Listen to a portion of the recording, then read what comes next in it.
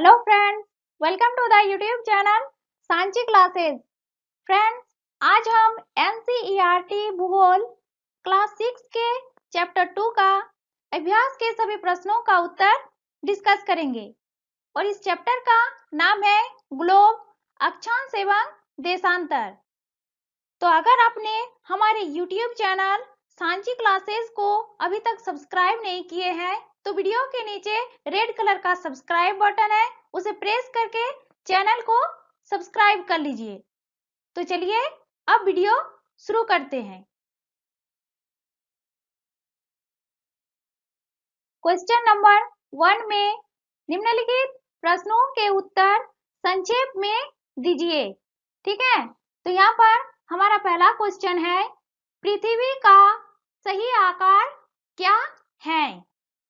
तो चलिए इसका आंसर देखते हैं।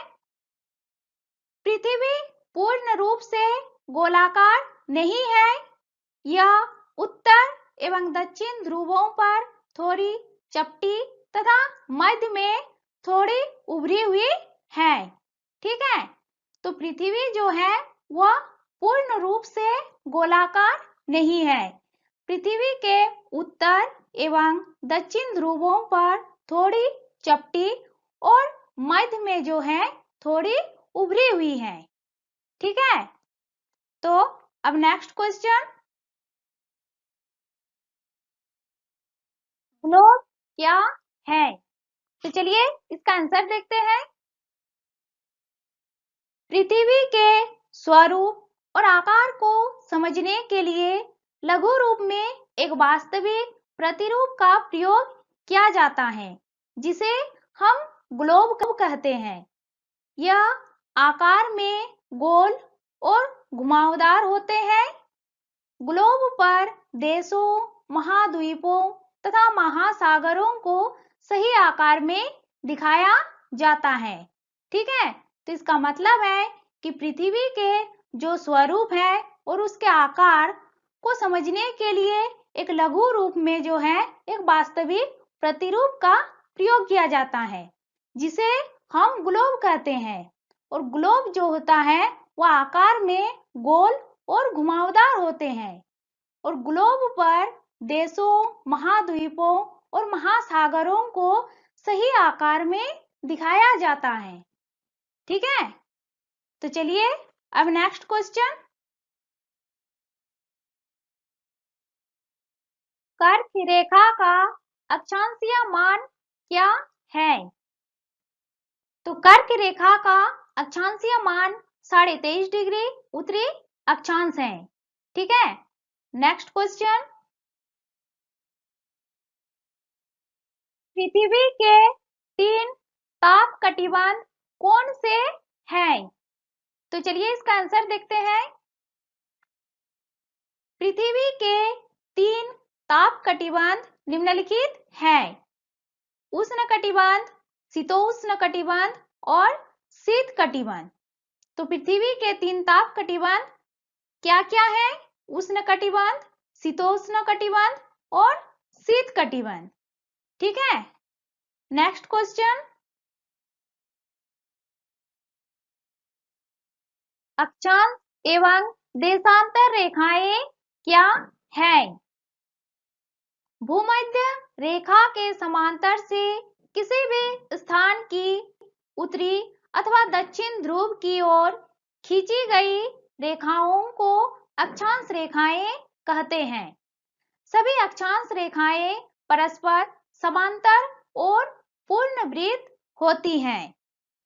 तो भूमध्य रेखा के समांतर से अगर किसी भी स्थान की उत्तरी या दक्षिण ध्रुव की ओर रेखाएं खींचते हैं तो इन रेखाओं को अक्षांश रेखाएं कहा जाता है।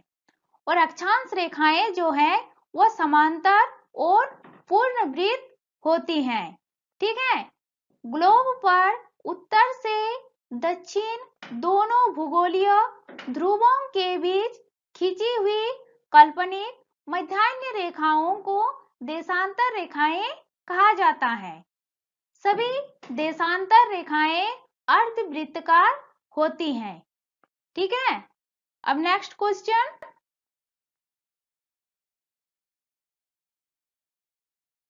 ऊष्मा की सबसे अधिक मात्रा उष्णकटिबंध क्यों प्राप्त करते हैं? तो चलिए इसका आंसर देखते हैं। तो उष्णकटिबंधीय क्षेत्र कर्क रेखा और मकर रेखा के बीच पाया जाता है। कर्क रेखा एवं मकर रेखा के बीच के सभी अक्षांशों पर सूर्य वर्ष में एक बार दोपहर में सिर के ठीक ऊपर होता है।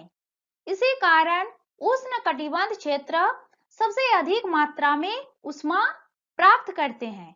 ठीक है, तो इसका मतलब है कि उष्णकटिबंध क्षेत्र जो है वह कर्क रेखा और मकर रेखा के बीच पाया जाता है। और कर्क रेखा और मकर रेखा के बीच के जितने भी अक्षांश हैं वहां पर सूर्य जो है वह वर्ष में वो भी दोपहर में सिर के ठीक ऊपर होता है। इसीलिए उष्णकटिबंध क्षेत्र जो है वह अधिक मात्रा में ऊष्मा प्राप्त करते हैं। ठीक है, नेक्स्ट क्वेश्चन। जब भारत में शाम के 5:30 बजते हैं तब लंदन में दोपहर के 12 क्यों बजते हैं? भारत ग्रीनिच के पूर्व 82 डिग्री 30 मिनट में स्थित है तथा भारत का समय लंदन से 5 घंटे 30 मिनट आगे है, क्योंकि देशांतर के प्रत्येक अंश में 4 मिनट का अंतर होता है। इसीलिए जब लंदन में दोपहर के 12 बजते हैं तब भारत में शाम के 5:30 बजते हैं। ठीक है, नेक्स्ट क्वेश्चन। क्वेश्चन नंबर 2, सही उत्तर चिन्हित कीजिए। ठीक है, तो प्रमुख यामोत्तर का मान है, ऑप्शन क है 90 डिग्री, ऑप्शन ख है 0 डिग्री और ऑप्शन ग 60 डिग्री। तो प्रमुख यामोत्तर का मान जो है वह 0 डिग्री होता है। तो इसका करेक्ट आंसर होगा ऑप्शन ख। ठीक है, नेक्स्ट क्वेश्चन। शीत कटिबंध किसके नजदीक पाया जाता है? ऑप्शन क है ध्रुवों, ऑप्शन ख विषुवत और ऑप्शन ग है कर्क रेखा।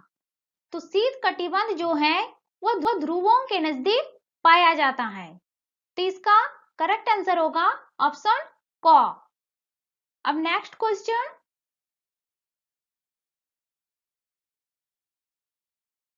देशांतरों की कुल संख्या है, ऑप्शन क 360, ऑप्शन ख 180 और ऑप्शन ग 90। तो यहाँ पर इसका करेक्ट आंसर होगा ऑप्शन क, क्योंकि देशांतरों की कुल संख्या जो है वो 360 होता है। अब नेक्स्ट क्वेश्चन। दक्षिण ध्रुव वृत्त स्थित है, ऑप्शन क उत्तरी गोलार्ध में, ऑप्शन ख दक्षिणी गोलार्ध में और ऑप्शन ग है पूर्वी गोलार्ध में। तो दक्षिण ध्रुव वृत्त जो है वह दक्षिणी गोलार्ध में स्थित होता है। तो इसका करेक्ट आंसर होगा ऑप्शन ख। अब नेक्स्ट क्वेश्चन। ग्रिड किसका जाल है? ऑप्शन क है अक्षांशों, रेखाओं एवं देशांतरीय यामोत्तरों का, ऑप्शन ख कर्क रेखा एवं मकर रेखा का और ऑप्शन ग है उत्तर ध्रुव एवं दक्षिण ध्रुव का। तो ग्रिड जो है वह अक्षांशों, रेखाओं एवं देशांतरीय यामोत्तरों का जाल है। तो इसका करेक्ट आंसर होगा ऑप्शन क। अब नेक्स्ट क्वेश्चन। खाली स्थान भरे। तो यहाँ पर इस क्वेश्चन में खाली स्थान दिया हुआ है, तो हमें इन खाली स्थान को भरना है। ठीक है, तो इस क्वेश्चन में यहाँ पर दिया हुआ है मकर रेखा, फिर खाली स्थान दिया हुआ है, उसके बाद लिखा है पर स्थित है। तो मकर रेखा 23.5 डिग्री दक्षिण पर स्थित है। क्वेश्चन नंबर 2, भारत का मानक यामोत्तर खाली स्थान उसके बाद है। ठीक है, तो भारत का मानक यामोत्तर 82 डिग्री 30 मिनट पूर्व है। और क्वेश्चन नंबर 3 में 0 डिग्री यामोत्तर को फिर खाली स्थान दिया हुआ है, उसके बाद लिखा है के नाम से जाना जाता है। तो 0 डिग्री यामोत्तर को प्रमुख यामोत्तर के नाम से जाना जाता है। ठीक है, अब नेक्स्ट क्वेश्चन। अब क्वेश्चन नंबर 4 में देशांतरों के बीच की दूरी फिर खाली स्थान दिया हुआ है, उसके बाद लिखा है की तरफ घटती जाती है। तो देशांतरों के बीच की दूरी जो है वो ध्रुवों की तरफ घटती जाती है। ठीक है, क्वेश्चन नंबर 5, उत्तर ध्रुव वृत्त फिर खाली स्थान दिया हुआ है, उसके बाद लिखा है गोलार्ध में स्थित है। तो उत्तर ध्रुव वृत्त उत्तरी गोलार्ध में स्थित है। ठीक है, ये वीडियो आपको काफी पसंद आई होगी, तो वीडियो को लाइक कीजिए, कमेंट कीजिए, साथ ही साथ अपने दोस्तों के साथ शेयर कीजिए ताकि आपके दोस्तों को भी इस वीडियो का लाभ मिल सके।